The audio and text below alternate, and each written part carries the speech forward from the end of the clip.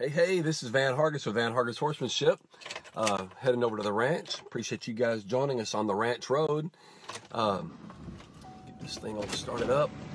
We today are going to talk a little bit about kind of a follow-up to a post we put on yesterday. Yesterday we put a post up about one of my favorite bits. It's one of what we call one of our transition bits, and it never fails. And first of all, man, I'm going to back up Mr. Fraxton and tell you guys how much we appreciate you guys looking at our videos, following our Facebook page, and commenting on our post, and then of course I truly appreciate those of you who will blow up our email box. I really appreciate that. Of course, that's for those that don't know, it's info@vanhargis.com, or you can just click over to vanhargis.com and go from our website over to our email boxes. But almost every time we post something regarding a bit, and because I've got my go-to bits, the things that I just like the most. But let me say this, that I don't have a magic bit. In other words, I love the fact that Reinsman has blessed me with the opportunity to design a few of my own bits, and we've developed a great working relationship. I highly recommend their products. I really love the Reinsman brand. I love the Reinsman product. I love the Reinsman work ethic. I absolutely adore their quality. I think for the price range, their bits are probably some of the best bits on the industry. But they might get mad at me for saying this, bits don't do much without you. I've never known a bit to have an IQ. I've never known a bit to be able to outthink a way to get a horse to do certain things. Bit is only as good as you and all the work you put in prior to putting that bit in a horse's face. Now, but why then, Van, if that's the case, do you have some of your favorite bits or your go-to bits? Well, it's because how that bit feels to me, how I operate that bit, how that bit, my timing or whatever the case may be, what feels good in my hands. What I do strongly encourage everyone to know before you go picking bits out or doing whatever is, and again, I tell people, I don't care what bit you use. I don't care if you just put a piece of rope in the horse's mouth. It doesn't really matter.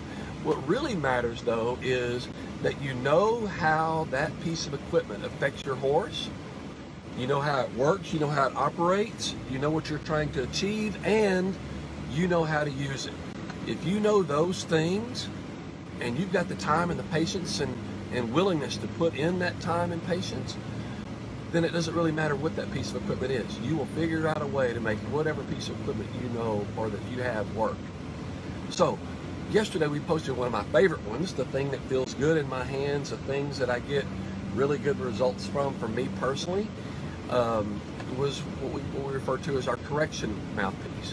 I love that bit. I don't know of a single trainer worth the salt out there that doesn't have either that very specific mouthpiece or something like it in his tack room.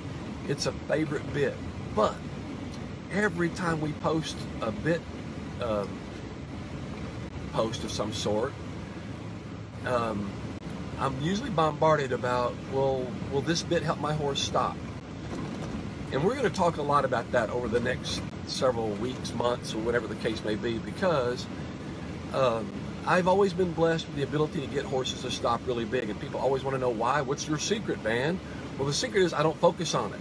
I don't focus on stopping. What I really focus on is forward motion and control of forward motion.